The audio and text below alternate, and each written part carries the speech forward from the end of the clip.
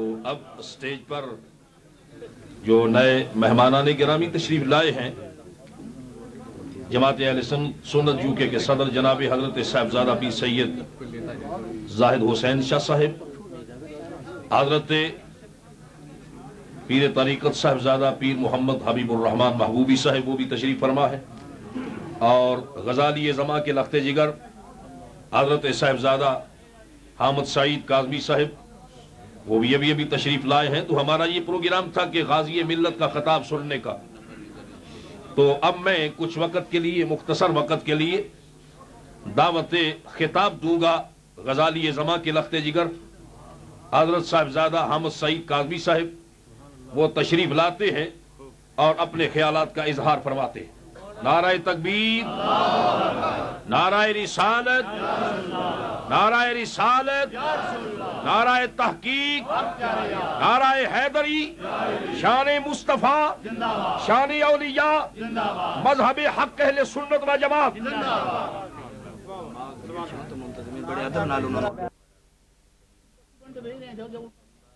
فاعوذ باللہ من الشیطان الرجیم، بسم اللہ الرحمن الرحیم، وما ارسلناک الا رحمتا للعالمین، صدق اللہ مولانا العلی العظیم وصدق رسولہ النبی الامین، ونحن علی ذلک لمن الشاہدین والشاکرین، والحمد للہ رب العالمین۔ حضرات محترم، اس وقت اللہ تبارک و تعالیٰ کے فضل و کرم سے علماء کرام کا ایک جمع غفیر آپ کے سامنے موجود ہے، اور عام طور پر یہ بات جو کہی جاتی ہے اس میں مبالغہ ہوتا ہے، لیکن آج حقیقتاً یہی کیفیت ہے کہ اگر صرف علماء کرام ہی تشریف فرما ہوں تو ایک جلسہ عام کی سی کیفیت کا مظاہرہ ہو سکے۔ میں اس وقت آپ کے سامنے بن بلایا مہمان ہوں۔ میں یہاں بلیک برڈ میں ایک اور تقریب میں حاضر ہوا تھا، اور مجھے پتہ چلا کہ حضرت قبلہ ہاشمی میاں صاحب دامت برکاتہم العالیہ تشریف فرما ہیں، اور پہلے حضرت کی زیارت کا شرف بھی حاصل نہیں ہوا تھا۔ تو یہ کشش تھی، یہ محبت کے وہ ناطے اور رشتے ہیں کہ جنہوں نے مجھے حضرت کی زیارت کے بغیر یہاں سے جانے سے محروم رکھا، بچائے رکھا، اور میں یہاں پر حاضر ہوا۔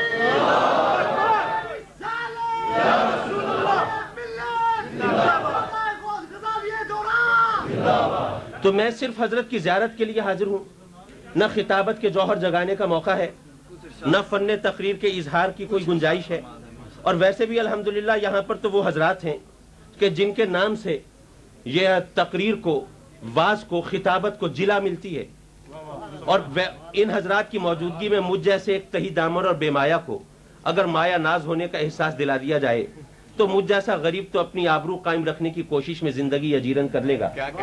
تو حضور والا، میں اس وقت تو صرف یہ عرض کرنا چاہوں گا، میرے علاقے کی بولی بول رہے ہیں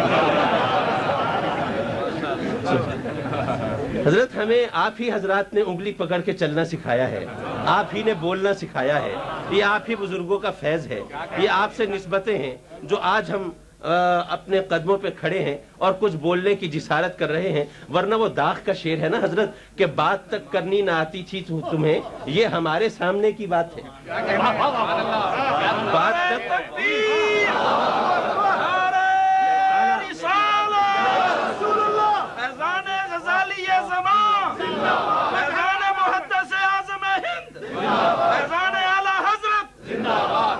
حضرات مکرم، کاش یہ گویائی ہمیں بھی نصیب ہو، کاش یہ قدرت کلام، یہ فصاحت، یہ بلاغت، یہ حروف و الفاظ پر یہ قدرت کبھی ہماری دسترس میں بھی ہو۔ میرے سوال کی عظمت تو دیکھ ہے ساقی، جو مانگتا ہوں نہ دے، داد انتخاب تو دے۔ حضور والا، اب چونکہ مجھے دعوت خطاب بہرحال دی گئی ہے تو چند منٹ میں اپنی گفتگو کی بساط سمیٹنے کی جسارت کرتا ہوں۔ حضور علیہ السلام کی محبت کے بغیر ہمارے نزدیک ایمان کا کوئی تصور قائم نہیں ہوتا۔ کوئی موقع ہو، کوئی محفل ہو، وہ کسی عنوان سے ہو، کسی طور طریقے سے ہو، وہ مناظرے کی صورت میں ہو، مباہلے کی کیفیت میں ہو، بہرحال ہمیں تو سرکار کی محبت کا راگ الاپنا ہے کہ یہی اصول رہا ہے وفا پرستوں کا، ہر ایک حال میں توصیف حسن یار کریں۔ ہمیں سرکار کی مدح سرائی کرنی ہے، تعریف و توصیف کرنی ہے۔ سوال یہ ہے کہ یہ عمل کا زمانہ ہے، یہ وقت وہ ہے کہ جب دعوت دی جاتی ہے عمل کی طرف تو آخر کیا وجہ ہے کیا سبب ہے کہ ہم اس دور میں بھی سرکار کی محبت کا راگ الاپتے رہتے ہیں اور سرکار کی محبت کے بغیر کسی عنوان کو ہم توجہ طلب نہیں سمجھتے؟ حضور والا، میں صرف ایک حدیث کی روشنی میں اس پر دو باتیں عرض کروں اور آپ سے اجازت چاہوں، اور وہ حدیث وہ نہیں ہے، دیکھیے خاص طور پر جو اہل حدیث حضرات ہیں ان کے سامنے اگر کوئی ہم حدیث اپنے موقف کی تائید میں، اپنے مسلک کے لیے، یا رسول اللہ، اگر اپنے موقف کی تائید میں، اگر اپنے مسلک کے ثبوت میں، سبحان اللہ،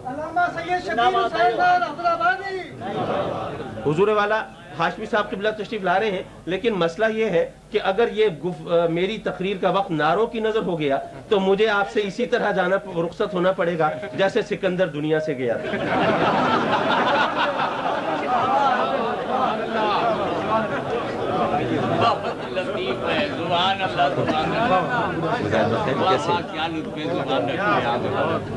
حضرت میں یہ عرض کر رہا تھا کہ اگر ہم کوئی حدیث اپنے موقف کی تائید میں پیش کرتے ہیں تو اہل حدیث کہتے ہیں کہ یہ حدیث ضعیف ہے، یہ حدیث کمزور ہے، یہ حدیث موضوع ہے، یہ حدیث قابل اعتبار نہیں ہے۔ انہیں اہل حدیثوں سے پوچھو، اہل حدیث کہلانے والوں سے پوچھو کہ کبھی کوئی سنت بھی ضعیف ہوتی ہے، کبھی کوئی سنت بھی موضوع ہوتی ہے، کبھی سنت بھی ناقابل اعتبار ہوتی ہے۔ یہی وجہ ہے کہ ہم اہل حدیث نہیں کہلاتے، ہم اہل سنت کہلاتے ہیں۔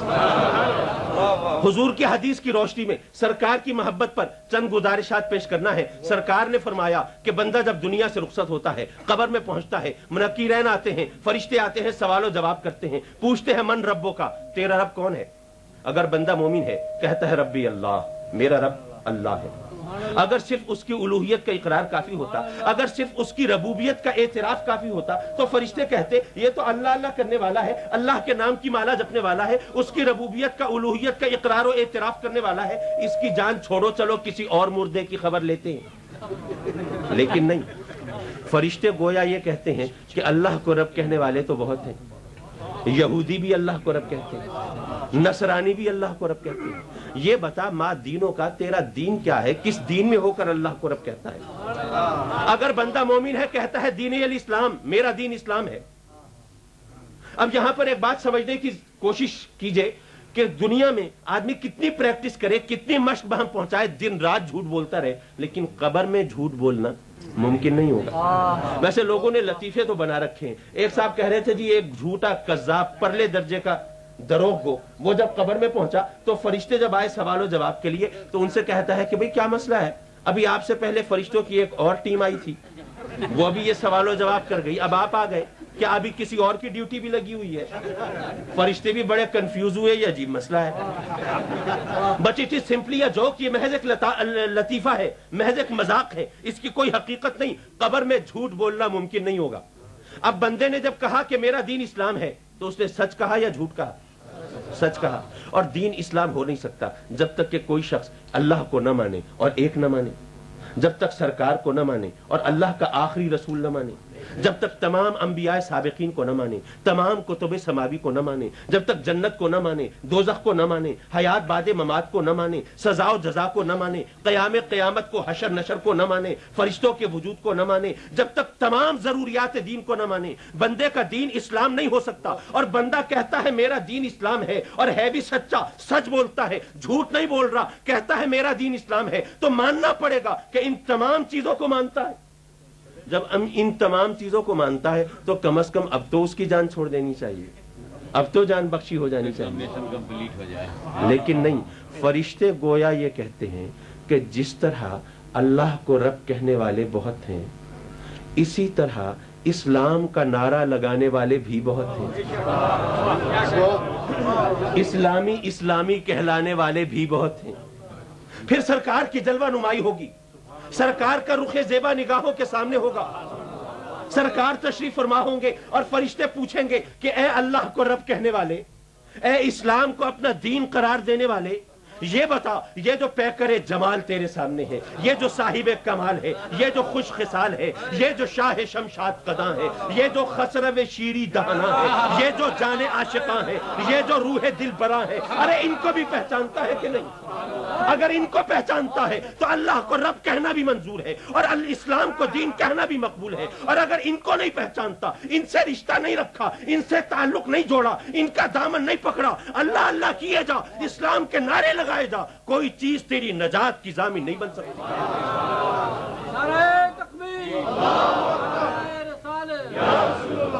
اب یہاں پر ایک اور بات سمجھ لیجئے کہ وہ لوگ، وہ کافر، وہ مشرک، وہ منافق جنہوں نے سرکار کے ساتھ زندگی گزاری، جو سرکار کے علاقے میں رہے، دلوں پہ مہریں لگی رہیں، کلمہ پڑھنا نصیب نہیں ہوا لیکن سرکار کا دور ملا، عہد ملا، وہ علاقہ ملا، انہوں نے سرکار کو کتنی بار دیکھا ہوگا شمار کر سکتے ہیں؟ جو زندگی ساتھ گزارے شمار نہیں کیا جا سکتا کتنی بار دیکھا. جنہوں نے بے شمار بار دیکھا، وہ کافر، وہ مشرک، وہ منافق، جب وہ قبر میں پہنچے تو سرکار کو نہیں پہچان سکے.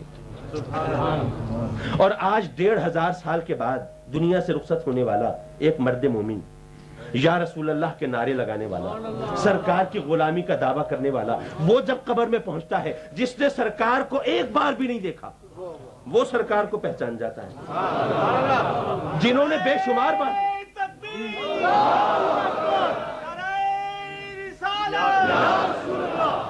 جنہوں نے بے شمار بار دیکھا وہ نہیں پہچان سکے، اور جس نے ایک بار بھی نہیں دیکھا وہ پہچان گیا. پتہ یہ چلا کہ سرکار کو پہچاننے کے لیے یہ والی آنکھ نہیں چاہیے، یہ والی آنکھ،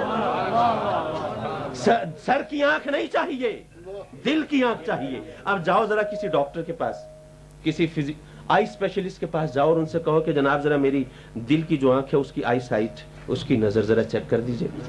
قبر میں سرکار کو پہچاننا پڑے گا، اگر نہ پہچان سکے تو بڑی مشکل ہو جائے گی.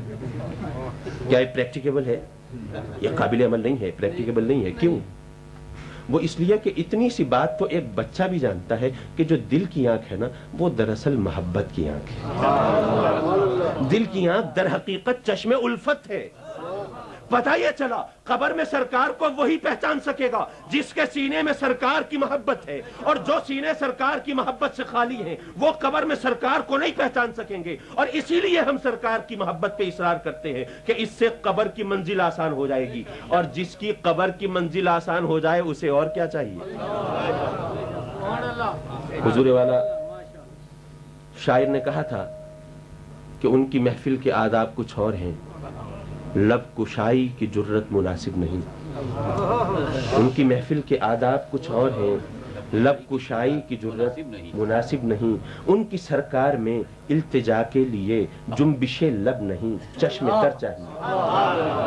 ان کی سرکار میں التجا کے لیے جنبش لب نہیں، چشم تر چاہیے. اپنی روداد غم میں سناؤں کسے، میرے غم کو کوئی اور سمجھے گا کیا. جس کی خاک قدم بھی ہے خاک شفا، میرے زخموں کو وہ چارہ گر چاہیے. اور میں گدائے در شاہ کونین ہوں. کیا خوبصورت شعر ہے. ممکن ہے اسی شعر کے صدقے میں اس کے شاعر کی بخشش ہو جائے. میں گدائے در شاہ کونین ہوں، شیش محلوں کی مجھ کو تمنا نہیں. میں گدائے در شاہ کونین ہوں، شیش محلوں کی مجھ کو تمنا نہیں. ہو میسر زمیں پر کہ زیر زمین، مجھ کو طیبہ میں ایک اپنا گھر چاہیے.